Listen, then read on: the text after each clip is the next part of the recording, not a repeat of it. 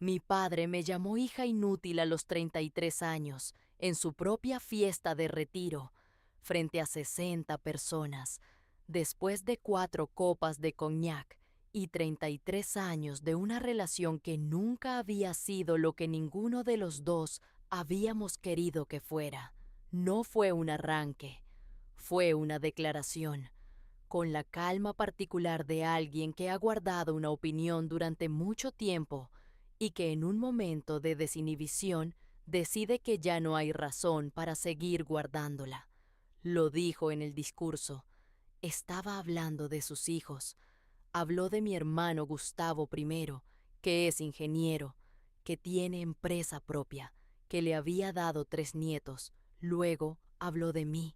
Dijo que yo era la hija que siempre había preferido el camino fácil, que había elegido una carrera sin futuro, que era su manera de referirse a la literatura, que llevaba años sin resultados concretos, que en 33 años nunca había demostrado que podía sostenerse sola, que era, en sus propias palabras, una mujer inteligente que había decidido ser inútil. Lo dijo con esa expresión suya de cuando está siendo honesto a su manera, que es una honestidad que no distingue entre la verdad y el daño que la verdad puede hacer cuando se dice de cierta manera en ciertos momentos. 60 personas. El salón del club de golf. Las flores del centro de mesa que yo había ayudado a elegir 3 semanas antes. Luego habló mi padrastro. Pero, antes de contarte lo que dijo, necesito pedirte algo. Si alguna vez la persona que debía estar más orgullosa de ti te hizo sentir en público que no eras suficiente, escribe en los comentarios, yo también lo viví. Y si estas historias te llegan, regálame un like. Para mí lo significa todo. Ahora sí, déjame llevarte al principio. Mi nombre es Lucía Herrera Campos. Tengo 33 años. Soy escritora. Tengo 2 novelas publicadas, la primera con un sello editorial independiente y la segunda con una casa editorial de Ciudad de México que tiene distribución en 10 países. La segunda novela estuvo 3 semanas en la lista de los más vendidos de ficción en México. Tengo un apartamento en la colonia Narvarte que compré el año pasado con mis propios ingresos. Vivo sola con un gato que se llama Borges y que tiene la personalidad exacta que uno esperaría de un gato llamado así. Mi padre se llama Héctor Herrera, 62 años, ingeniero industrial retirado después de 35 años en la misma empresa. Un hombre que construyó su identidad alrededor de resultados medibles, de métricas claras, de cosas que podían ponerse en una tabla y evaluarse con objetividad. Para él, el mundo se dividía en personas que producían resultados concretos y personas que no lo hacían, y esa división era la base de todo juicio que emitía sobre cualquier cosa, incluidas las personas que amaba. Yo nunca encajé en su métrica, no desde los 14 años cuando le dije que quería estudiar letras, no cuando entré a la licenciatura en literatura en la UNAM, no cuando publiqué la primera novela a los 28, y las ventas fueron modestas, porque las primeras novelas casi siempre tienen ventas modestas. No cuando la segunda novela empezó a funcionar y yo tenía todas las métricas que él podría pedir, pero que para entonces ya no eran suficientes porque el patrón de relación que habíamos construido no cambia solo porque cambien los números. Mi madre y mi padre se divorciaron cuando yo tenía 16 años, no de manera traumática, con esa sensación de alivio que tienen las separaciones de parejas que llevan tiempo, siendo más cordiales que otra cosa. Mi madre se volvió a casar cuando yo tenía 22, con un hombre que se llama Roberto, Roberto Salinas, 58 años, constructor civil, dueño de una empresa mediana que tiene 20 años en el mercado. Un hombre de pocas palabras que cuando habla, dice cosas que valen. Tardé tiempo en relacionarme con Roberto. No porque fuera difícil relacionarse con él, sino porque yo tenía 22 años y una complejidad particular con las figuras masculinas de autoridad que venía directamente de la historia con mi padre y que yo no había terminado de entender todavía.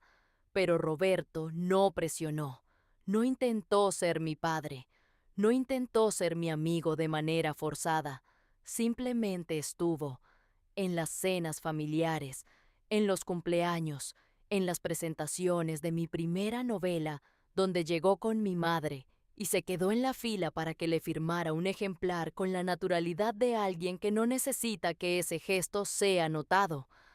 Le firmé el ejemplar. Me preguntó de qué trataba. Le conté. Me escuchó completo. Dijo que le parecía interesante y que iba a leerlo. Lo leyó. Me lo dijo 3 semanas después en una cena familiar y me preguntó sobre un capítulo específico que le había generado una pregunta que era inteligente y que me dijo que él había entendido algo, pero que quería saber si lo había entendido bien. Lo había entendido bien. Desde ese día, Roberto y yo tenemos una relación que no tiene nombre exacto en el vocabulario familiar, pero que es real y que es mía, en el sentido de que la construí yo, no porque él fuera el esposo de mi madre, sino porque resultó ser una persona que merecía que yo la construyera. La fiesta de retiro de mi padre fue en septiembre, organizada por su empresa, 60 personas entre colegas, amigos, familia cercana. Yo fui porque era mi padre y porque independientemente de nuestra historia, ir a esa fiesta era lo que correspondía. Roberto vino con mi madre. Estaban en la mesa con mi hermano Gustavo y su esposa. La primera hora de la fiesta fue ordinaria. Mi padre estuvo de buen humor con el humor de los eventos sociales que ya describí en otra parte de esta historia porque ese humor es consistente. Los colegas hablaban de los años de trabajo, de los proyectos que habían hecho juntos, de esa nostalgia particular de las jubilaciones que mezcla el orgullo de lo construido con la incertidumbre de lo que viene. El problema empezó cuando llegaron los discursos. El director de la empresa habló, un par de colegas hablaron, luego mi padre tomó el micrófono para responder y agradecer y hablar de su vida porque así son estas fiestas y así son los discursos de retiro. Habló de su carrera, de los proyectos importantes, de los años de trabajo, de lo que había aprendido. Luego habló de su familia, de mi madre, que ya no era su esposa, pero que había sido parte de la historia, de mi hermano Gustavo, con los adjetivos que ya mencioné, ingeniero, empresa propia, 3 nietos, del orgullo que sentía. Luego hizo una pausa. Luego habló de mí. No voy a repetir exactamente las palabras porque las recuerdo con demasiada precisión, y repetirlas con esa precisión no añade nada que el resumen no diga mejor. El resumen es este.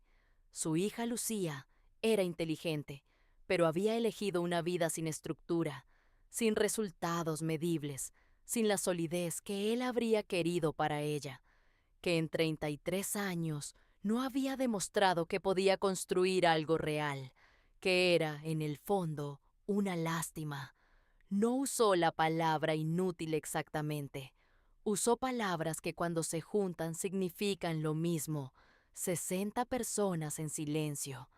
Yo estaba en la mesa de la tercera fila. A mi derecha estaba mi madre con una expresión que reconocí inmediatamente. La expresión de alguien que está escuchando algo que la hace querer desaparecer, pero que está conteniendo esa reacción con toda la voluntad disponible. A mi izquierda estaba Roberto. Lo miré. Roberto tenía la servilleta en la mano.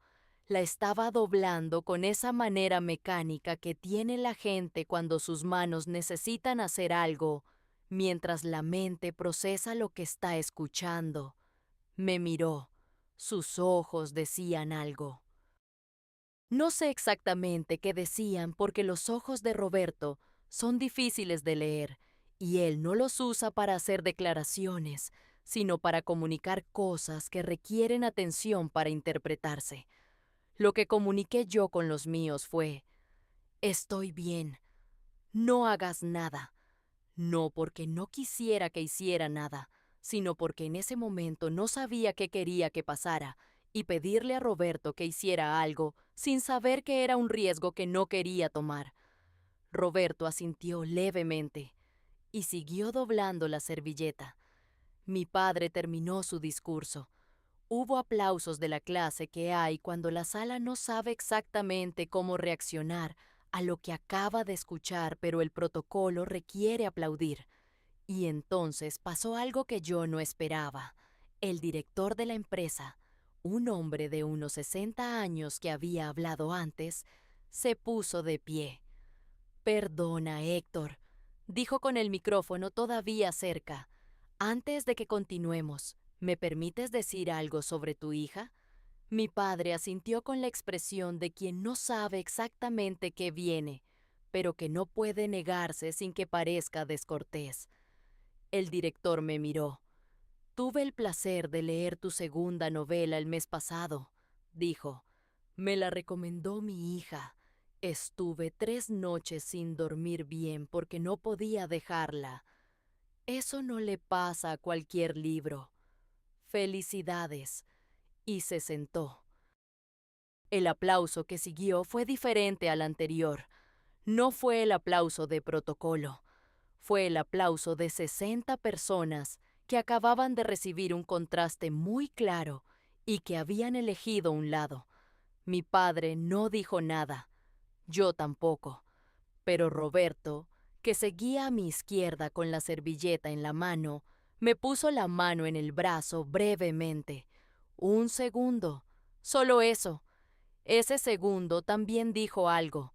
¿Sabes lo que es estar sentada en una fiesta, recibiendo en público lo que acabas de recibir, y tener que decidir en tiempo real qué hacer con eso? ¿Qué cara poner? ¿Qué postura mantener? ¿Cómo gestionar los minutos que vienen después de ese momento, mientras la fiesta sigue como si el mundo siguiera siendo el mismo? Si lo sabes, cuéntame en los comentarios, porque hay un tipo de fortaleza que no se ve, que no grita ni rompe nada, que simplemente se queda en su silla con la espalda recta y la cara en su lugar, y espera a que llegue el momento en que pueda moverse. Esa fortaleza la aprendí esa noche, y lo que pasó después de la fiesta fue lo que cambió todo de manera permanente. La fiesta terminó a las 11 de la noche. Yo me quedé hasta el final, porque irme antes habría sido una declaración, y esa noche no quería hacer declaraciones, quería observar. Quería terminar de entender lo que había pasado antes de decidir qué hacer con ello.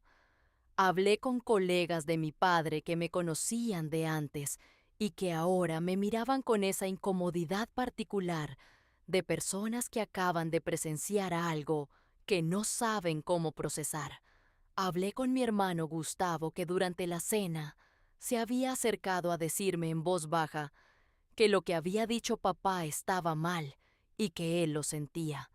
Le dije que no era su culpa y que no tenía que sentirlo por mí. Hablé brevemente con mi padre cuando se acercó a despedirse.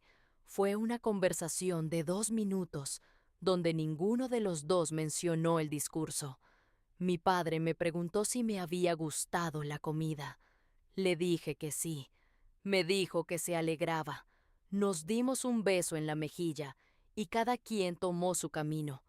Eso también era información. En el estacionamiento, mientras esperábamos que los valet trajeran los coches, Roberto se acercó. Mi madre estaba hablando con una prima y estaban a unos metros de distancia. Roberto se paró a mi lado. No dijo nada de inmediato. Miraba el estacionamiento con esa manera suya de ocupar el silencio, sin incomodarse con él. ¿Cómo estás?, preguntó finalmente. Bien, dije. No te pregunto cómo estás para cumplir, dijo. Te pregunto cómo estás. Lo miré. Cansada, dije, y con mucho que pensar. Roberto asintió. ¿Puedo decirte algo? Sí, dije. Lo que dijo tu padre esta noche no fue sobre ti, dijo. Fue sobre él, sobre su incapacidad de ver lo que no cabe en sus métricas. Eso es una limitación suya, no una descripción tuya. No respondí de inmediato. Lo sé, dije finalmente. En la cabeza lo sé. Lo que tarda más en llegar es que lo sepa el resto. Roberto asintió. Llegó el coche de mi madre. Roberto me tocó brevemente el hombro, ese gesto suyo que ya conocía de antes, y fue a buscarla. Los vi alejarse. Mi madre, con su manera de caminar que siempre había tenido algo de elegancia natural que yo no heredé. Roberto, con esa calma particular de alguien que no necesita demostrar nada, porque ya sabe lo que es. Llegó mi coche. Subí. Manejé a casa. En el apartamento Borges me esperaba en el sillón con la expresión de neutral disgusto que tienen los gatos cuando llegas tarde. Le puse comida. Me preparé un té. Me senté en la mesa de la cocina. Era la 1 de la mañana.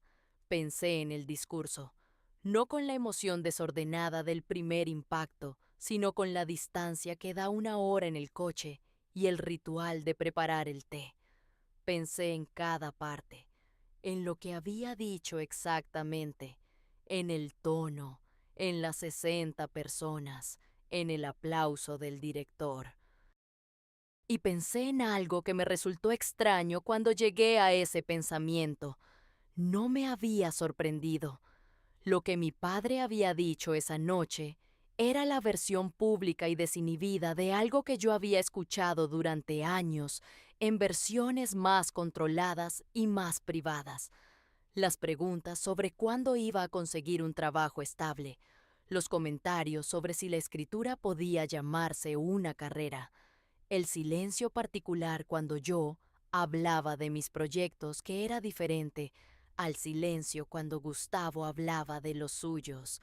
La fiesta de retiro no había revelado nada nuevo sobre mi padre. Lo que había hecho era quitarle el filtro. Y sin el filtro, 33 años de una relación complicada quedaban expuestos con una claridad que tenía algo de liberador, aunque también doliera. Dormí esa noche. No profundamente, pero dormí. Al día siguiente llamé a mi terapeuta. Llevaba 3 años yendo con ella de manera irregular, más frecuente en períodos difíciles y más espaciada en períodos tranquilos. Le conté lo que había pasado. Me escuchó completo. Luego me hizo la pregunta que siempre hace cuando quiero hablar de mi padre. ¿Qué necesitas procesar de esto?, preguntó. No lo que te hizo, lo que necesitas procesar tú. Pensé en eso. Necesito entender por qué todavía me importa lo que piensa, dije. Después de todo este tiempo, después de 2 novelas y 3 semanas en el top de ventas y el departamento que compré yo sola, después de todo eso, seguía sentada en esa silla, esperando algo diferente. Esperando que se diera cuenta, dije, que en algún momento, en alguna fiesta, o en alguna cena o en alguna conversación telefónica, se diera cuenta de que lo que yo había construido valía. ¿Y si nunca se da cuenta? Esa pregunta se quedó en el aire durante varios segundos. Entonces, sigo construyendo de todas formas, dije finalmente, pero dejo de construirlo para que se dé cuenta. Mi terapeuta no dijo nada. A veces el silencio de ella es más útil que cualquier cosa que pudiera decir. Roberto me llamó 3 días después de la fiesta. No mi madre. Roberto directamente. en su nombre, lo cual era inusual porque Roberto casi siempre me contactaba a través de mi madre o en el contexto de actividades familiares. ¿Puedo invitarte a comer?, preguntó. Solo nosotros dos si puedes. Dije que sí, sin necesitar mucho tiempo para pensarlo. Nos encontramos el miércoles siguiente en un restaurante de cocina mexicana en la colonia Roma que él conocía desde hacía años. Cuando llegué, ya estaba sentado con 2 aguas minerales en la mesa y ese aire suyo de alguien que llegó temprano, porque eso es lo que hace. Pedimos. Comimos los primeros minutos con la conversación de siempre, el trabajo de los dos, una remodelación que él tenía en proceso en un edificio del centro, un proyecto de escritura que yo tenía en las primeras etapas. Luego Roberto dejó los cubiertos. «Quiero decirte algo», dijo, «y quiero que sepas que lo pienso desde hace tiempo, no solo desde la fiesta». «Escucho», dije. Roberto me miró con esa manera suya directa que no es agresiva, sino simplemente honesta. «Llevo 11 años siendo el esposo de tu madre», dijo. «En ese tiempo te he visto construir algo que la mayoría de las personas con quienes trabajo en la industria de la construcción ni siquiera intentarían construir. 2 libros, un nombre, un mercado de lectores que existe porque tú lo creaste. Un apartamento que compraste sola». Hizo una pausa. «Tu padre es un hombre que mide las cosas con una sola regla», continuó, «y resulta que esa regla no tiene la escala correcta para medir lo que tú haces. Eso no es un problema tuyo, es un problema de la regla». No respondí de inmediato. «¿Por qué me dices es esto ahora?», pregunté. Porque lo que dijo en la fiesta merecía una respuesta, y en ese momento no era mi lugar darla, dijo Roberto. Era el lugar del director de la empresa, que lo hizo. Y también era tu lugar, que lo manejaste con más dignidad de la que habría manejado yo en tu posición. ¿Cuándo habría sido tu lugar? Ahora, dijo, aquí, solo nosotros. Lo miré. ¿Por qué te importa?, pregunté. No de manera acusatoria, con genuina curiosidad. Roberto tomó un momento para responder. «Porque llevas 11 años siendo parte de mi vida, aunque nunca te lo haya dicho de esa manera», dijo. «Cuando llegué a la vida de tu madre tú tenías 22 años, y yo entendí que mi trabajo no era ser tu padre, porque ya tenías uno, aunque ese uno fuera complicado. Pero en 11 años vi cómo trabajabas, cómo fallabas, cómo te levantabas, cómo aprendías, y lo que vi me parece extraordinario». Hizo otra pausa. «Nadie te lo había dicho así de frente», dijo. Eso me parecía injusto. Me quedé con esas palabras durante un momento. Nadie te lo había dicho así de frente. Tenía 33 años, 2 novelas publicadas, un apartamento propio, 3 semanas en el top de ventas. Y era la primera vez que alguien me decía en una conversación directa y sin ningún contexto de obligación familiar que lo que había construido era extraordinario.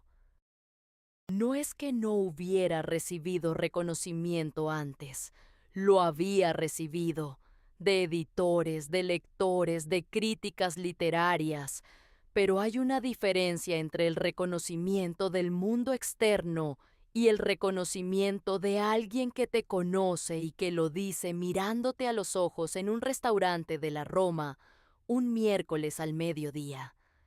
¿Sabes lo que es escuchar algo así y no saber exactamente cómo recibirlo porque no estás acostumbrada a recibirlo de esa manera? Lo que es querer que eso haya sido dicho antes y al mismo tiempo saber que llegó exactamente cuando tenía que llegar. Si lo sabes, escríbelo en los comentarios. Gracias, le dije. Roberto asintió. ¿Vas a hablar con tu padre?, preguntó. Sí, dije, pero necesito decidir primero qué quiero decirle. ¿Necesitas tiempo? El que necesite, dije. ¿Puedo hacer algo? Ya lo hiciste, dije. Roberto me miró. No hice nada especial. Sí hiciste, dije. Dijiste lo que nadie había dicho. Roberto tomó su agua mineral, bebió un sorbo, volvió a dejar el vaso con esa deliberación suya de alguien que hace cada cosa con la atención que merece. Tu segunda novela, dijo, el capítulo 12. Lo recuerdo, dije. La conversación entre la madre y la hija en el hospital, dijo, donde la madre le dice que siempre supo que iba a llegar lejos, pero que nunca supo cómo decírselo. Sí, dije. Escribiste eso antes de que te pasara esto, dijo Roberto. Antes, confirmé. Eso dice algo, dijo. ¿Qué dice? Que ya sabías la respuesta antes de tener la pregunta, dijo Roberto. Me quedé con eso durante un momento. Luego pedimos el postre y pasamos los siguientes 40 minutos hablando de la remodelación del edificio del centro y de mi proyecto en las primeras etapas, y del gato Borges que Roberto encontraba filosóficamente apropiado como nombre para el gato de una escritora. Fue la mejor comida que había tenido en meses. La conversación con mi padre la tuve 3 semanas después de la fiesta. No la postergué por miedo. La postergué porque quería tenerla desde el lugar correcto, y el lugar correcto tardó 3 semanas en estar disponible. 3 semanas de procesamiento, de sesiones con mi terapeuta, de la comida con Roberto, de escribir y borrar y volver a escribir lo que quería decir hasta que las palabras encontraron la forma que correspondía. No era una carta, no era un monólogo preparado. Era una claridad sobre 3 cosas que quería decir y que quería decir de manera directa, sin que la emoción las envolviera en algo más grande de lo que eran. Lo llamé un domingo por la tarde. Mi padre contestó al tercer ring con su voz de domingo, que es ligeramente más lenta que su voz de los días de semana. Papá, le dije, ¿tienes tiempo para hablar? Sí, dijo. ¿Qué pasó? Quiero hablar de lo que dijiste en la fiesta, dije. Pausa. Ah, dijo. Una sola sílaba, con ese tono de quien sabía que esta llamada iba a llegar en algún momento y que ha estado esperándola con la mezcla de incomodidad y alivio de quien carga algo y sabe que pronto no va a poder seguir cargándolo. Sí, dije. ¿Puedo decirte 3 cosas? Dime, dijo. Primera cosa, dije. Lo que dijiste frente a 60 personas me hizo daño, no solo porque fue público, sino porque fue la versión sin filtro de algo que he escuchado en versiones más controladas durante 33 años. Y escucharlo así, en tu fiesta de retiro, con flores en la mesa que yo ayudé a elegir, fue doloroso de una manera que no tiene matices. Mi padre no interrumpió. Segunda cosa, continué. Tienes razón en que mi carrera no cabe en tus métricas. No cabe en ninguna tabla que puedas construir con las herramientas que tienes para medir las cosas. Eso lo entiendo. Lo que no entiendo, y lo que nunca he entendido, es porque eso significa que lo que yo construí no vale. 2 novelas publicadas, una en distribución internacional. 3 semanas en el top de ventas. Un apartamento que compré sola. Esas son métricas. Son diferentes a las tuyas, pero son métricas. Silencio de mi padre. Tercera cosa, dije. No te llamo para pelearnos. Te llamo porque llevas 33 años siendo mi padre, y eso no cambia solo porque hayas dicho lo que dijiste. Pero necesitaba que supieras cómo recibí lo que dijiste, que lo escuché, que dolió, y que de todas formas sigo construyendo. Pausa larga. Finalmente mi padre habló. Su voz tenía una textura que no reconocí de inmediato porque no la había escuchado antes. Era la voz de alguien que está eligiendo con mucho cuidado lo que va a decir porque entiende que lo que diga importa. Lucía, dijo, lo que dije esa noche No salió como quería que saliera. ¿Cómo quería que saliera? Otra pausa. No lo sé exactamente, dijo mi padre. Creo que quería decir que me preocupa tu futuro, que los primeros años fueron difíciles y que eso me generó una ansiedad que no supe manejar bien. Pero lo que salió no era eso. No, dije, no era eso. Lo sé, dijo. ¿Leíste la segunda novela? Pregunté. El silencio que siguió fue diferente a los anteriores, más largo, con una textura que reconocí cuando llegó. Era el silencio de alguien que tiene que responder a algo y que sabe que la respuesta honesta lo expone. No la he leído, dijo finalmente. Silencio mío. ¿Ninguna de las dos? Las dos primeras páginas de la primera, dijo. Hace 5 años. Guardé eso. Papá, dije, el director de tu empresa pasó 3 noches sin dormir por mi segunda novela. Tu colega de 20 años te dijo en tu propia fiesta de retiro que mi libro le había quitado el sueño. Eso pasó frente a ti. ¿Qué sentiste cuando lo dijo? El silencio más largo de toda la conversación. Sorpresa, dijo mi padre finalmente. Y algo que no sé exactamente cómo nombrar. Inténtalo, dije. Algo parecido a no haber prestado suficiente atención, dijo. A algo que merecía más atención de la que le di. No respondí de inmediato. Dejé que esa frase existiera en el espacio entre nosotros. Te voy a mandar la segunda novela, dije finalmente. No tienes que... Te la voy a mandar, repetí. No para que te guste, para que la leas, y si después de leerla quieres hablar de ella, podemos hablar. Mi padre tardó. Está bien, dijo. Está bien, repetí. Colgué. Me quedé en el sillón de la sala con el teléfono en la mano y Borges en el respaldo del sillón, mirándome con esa expresión suya de evaluación permanente. Le envié la novela por correo electrónico esa tarde, en formato digital con una nota que decía solo: el capítulo 12 tarda en llegar, pero cuando llega queda. Mi padre tardó 4 semanas en responder. Cuando respondió, su mensaje era breve. Tenía 2 oraciones. Leí el capítulo 12 4 veces. Creo que entiendo algo que no entendía antes. No especificó qué era lo que entendía. Mi padre no es de las personas que especifican ese tipo de cosas, pero el mensaje existía, con su nombre, con la fecha, con esas 2 oraciones. Lo guardé.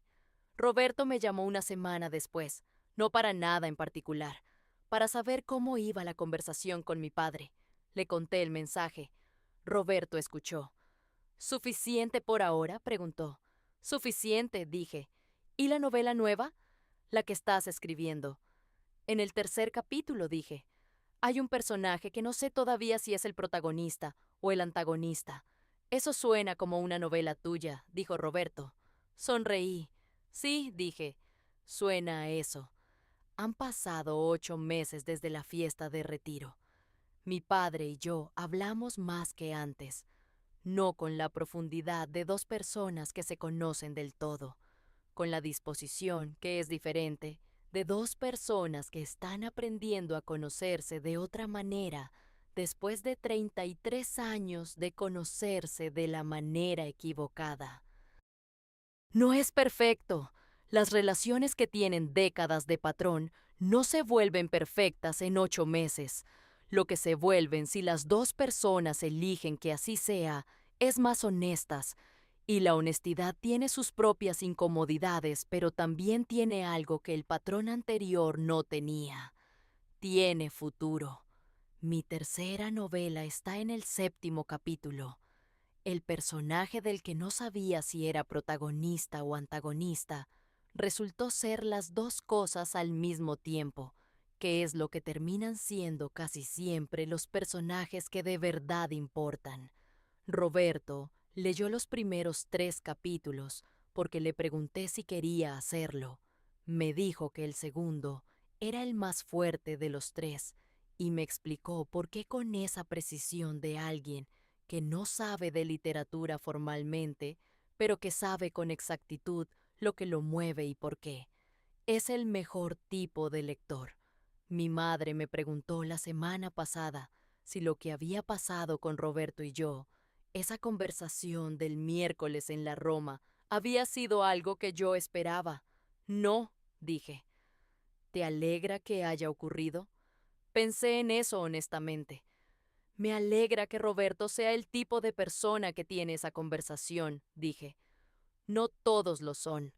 Mi madre me miró con esa expresión suya de cuando entiende algo que no esperaba entender. No, dijo, no todos lo son. Fue una semana después de esa conversación con mi madre que terminé el 7.º capítulo de la tercera novela. El capítulo donde el personaje que es protagonista y antagonista al mismo tiempo tiene que tomar una decisión sobre si sigue siendo las dos cosas o elige ser solo una. Elegí dejarlo ser las dos, porque las personas reales casi siempre lo son. Mi nombre es Lucía Herrera Campos. Tengo 33 años. Soy escritora. Tengo 2 novelas publicadas y una tercera en proceso. Tengo un apartamento en Narvarte y un gato llamado Borges que me juzga con consistencia. Y aprendí, en la fiesta de retiro de mi padre y en un restaurante de la Roma un miércoles al mediodía, que hay 2 tipos de reconocimiento, el que viene del mundo externo y el que viene de alguien que te conoce y que elige decírtelo de frente. Los 2 importan, pero el segundo es más raro y por eso vale más. Gracias por quedarte conmigo hasta el final. Escribe en los comentarios qué momento te golpeó más fuerte. ¿Fue el discurso de tu padre en la fiesta? ¿El director que se levantó a defenderte? ¿Lo que Roberto te dijo en el restaurante? ¿O el mensaje de tu padre 4 semanas después de enviarle la novela? Y si alguna vez construiste algo extraordinario mientras alguien cercano no lo veía y lo seguiste construyendo de todas formas, escribe en los comentarios. Yo también me levanté, porque de eso se trata todo esto. Hasta la próxima historia.